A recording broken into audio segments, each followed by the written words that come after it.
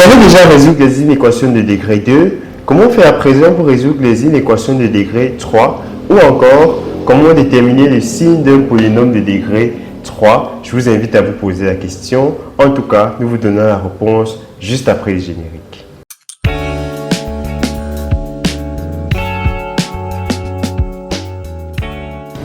Bienvenue sur AB School. Aujourd'hui, comme je l'ai dit à l'entame de cette capsule vidéo, nous allons parler du signe d'un polynôme de degré 3 pour les élèves en classe de première C et D et même pour ceux de terminale A4. Alors, comment faire pour déterminer le signe d'un polynôme de degré 3? Je nous propose deux étapes. À la première étape, on va d'abord factoriser ce polynôme de degré 3 et à la deuxième étape, on va dresser son tableau de signes.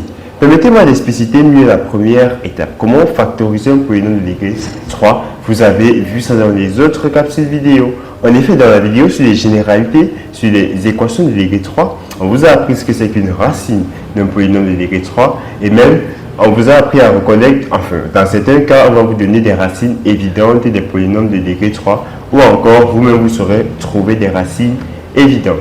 Ayant donc une racine d'un polynôme de degré 3, vous avez appris au moins deux façons pour factoriser ce polynôme en un polynôme de degré 1 qui est x moins la racine et un polynôme de degré 2, à savoir la méthode des coefficients indéterminés et la méthode de la division euclidienne. Et après cette étape, ayant donc écrit notre polynôme de degré 3 comme produit d'un polynôme de degré 1 et d'un polynôme de degré 2, on va maintenant factoriser le polynôme de degré 2. Ça, vous savez le faire. Alors, pour le factoriser, on peut faire soit comme en seconde, en faisant sa forme canonique, soit en utilisant le discriminant pour déterminer ses racines et déduire sa forme factorisée. Ayant donc la forme factorisée du polynôme de degré 2, on aura donc la forme factorisée de notre polynôme de degré 3. Voilà donc à quoi consiste concrètement l'étape 1. Et pour ce qui est de l'étape 2, on va apprendre à dresser le tableau de signes d'un polynôme de degré 3. Vous savez peut-être le faire pour les polynômes de degré 2 pour résoudre les inéquations de degré 2. On va voir comment ça s'élargit au polynôme de degré 3. Je nous propose un exemple pour rendre ça concret. On va déterminer le signe du polynôme x cube plus 4x carré plus x moins 6. Alors, à la première étape, factorisons ce polynôme. Alors, comme j'ai dit, premièrement, une racine évidente de ce polynôme, c'est 1, parce que en remplaçant x par 1, on a bien 1 au cube, plus 4 fois 1 au cube, au carré, pardon, plus 1 moins 6 qui est égal à 0. Donc, 1 est une racine évidente de ce polynôme. Ensuite, donc, on peut effectuer soit la division euclidienne de ce polynôme par x moins 1, soit utiliser la méthode des coefficients indéterminés pour aboutir à x cube plus 4x carré plus x moins 6 est égal à x moins 1 facteur de x carré plus 5x plus 6. On ne va pas s'arrêter là puisqu'il est peut-être encore possible de factoriser x carré plus 5x plus 6. Eh bien, le polynôme x carré plus 5x plus 6 admet comme racine moins 2 et moins 3. On a sans doute utilisé le discriminant pour déduire ces racines. Ainsi, sa forme factorisée, vous savez le faire, ce sera x moins 2, c'est-à-dire x plus 2, facteur de x moins 3, c'est-à-dire x plus 3.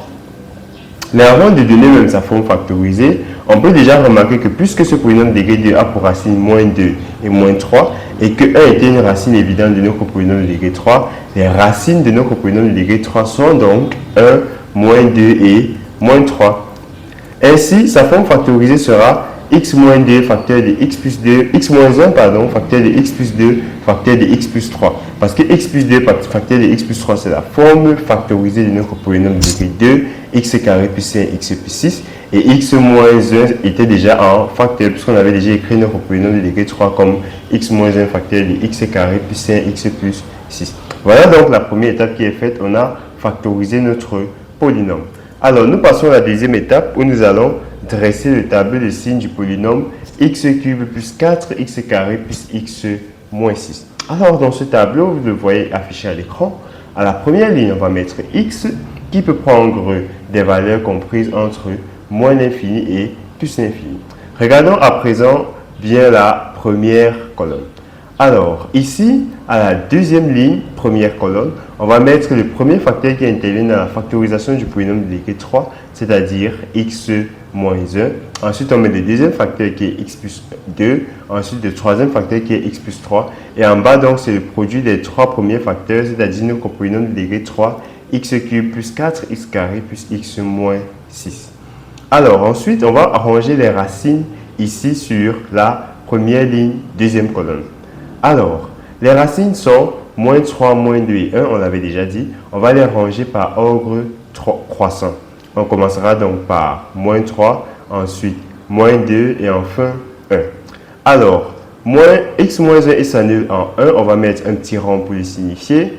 X plus 2, il s'annule en moins 2, on va mettre un petit rond pour le signifier aussi. Et x plus 3, il s'annule en moins 3, on met aussi un petit rond pour le signifier. Par contre, x cube plus 4x carré plus x moins 6 s'annule en moins 3, en moins 2 et en 1. Il faut donc des ronds partout. Ensuite, il y a au moins deux façons de remplir les signes. La première façon, utiliser un résultat, c'est que un polynôme qui ne s'annule pas sur un intervalle a un signe, garde un signe constant sur cet intervalle.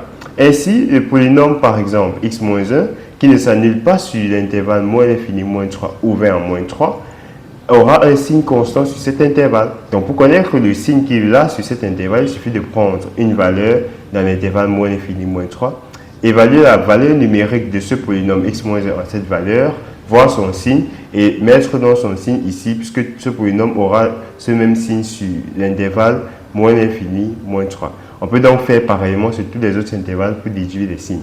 Ou encore, la deuxième façon de faire, c'est que on peut se dire que x moins 1 s'annule en 1 et avant donc la racine, on va mettre le signe concret de a, c'est-à-dire le signe concret du coefficient dominant de ce polynôme qui est 1, c'est-à-dire moins, puisque 1 est positif, son signe concret c'est négatif. Donc on va mettre moins avant la racine et le signe de a après la racine plus. On peut donc faire pareillement partout, mettre moins avant la racine et plus avant la racine. Donc pour x plus 2k pour racine moins 2, on va mettre moins avant la racine, c'est-à-dire avant moins 2 et plus après la racine. Pareil pour x plus 3. Ensuite, pour les signes de notre polynôme, donc, sur l'intervalle moins l'infini, moins 3, on remarque que notre polynôme est le produit de trois nombres négatifs. Il sera donc négatif, puisqu'il est le produit d'un nombre impair de nombres négatifs. Par contre, sur l'intervalle moins 3, moins 2, il est le produit de deux nombres négatifs et d'un nombre positif. Il sera donc positif, parce que deux nombres négatifs, leur produit est positif. Multiplié donc à un nombre positif, ce sera aussi positif. Sur l'intervalle moins 2, moins 1, il est le produit d'un nombre négatif et d'un nombre positif, ce qui est donc négatif. Ensuite, de ce nombre négatif et d'un nombre positif, ce qui sera négatif. Il est négatif sur l'intervalle moins 2, 1. Et enfin, sur l'intervalle 1 plus l'infini, il est le produit de trois nombres positifs. Il sera donc positif. On a donc ainsi dressé le tableau des signes de notre polynôme. J'espère que vous avez compris et que vous êtes désormais en même de dresser le tableau des signes de tout polynôme de degré 3. Ensuite, il est donc question de déduire l'ensemble. Ensuite, on va donc donner les signes de notre polynôme. Alors, j'espère que cette vidéo vous a plu et qu'il vous a aidé dans votre compréhension du cours pour déterminer les signes d'un polynôme de degré 3. Constamment, nous publions des vidéos du genre. Je vous invite donc, si ce n'est pas encore le cas, à vous abonner et activer la cloche de notification pour que nous continuions à vous donner gratuitement nos vidéos pour vous aider à réussir dans vos différentes classes. Néanmoins, nous pouvons encore mieux vous aider qu'avec des vidéos. Vous pouvez vous abonner à vous pouvez vous inscrire sur notre site internet où vous trouverez les épreuves corrigées ainsi que les exercices corrigés saisis enregistrés en vidéo. Vous pouvez aussi nous suivre sur WhatsApp où vous pourrez avoir un contact direct avec nous. Nous sommes engagés à vous aider pour votre réussite. Les liens de tout ça sont dans la description. N'hésitez pas à cliquer dessus. En tout cas, merci d'avoir regardé. On se dit à plus tard.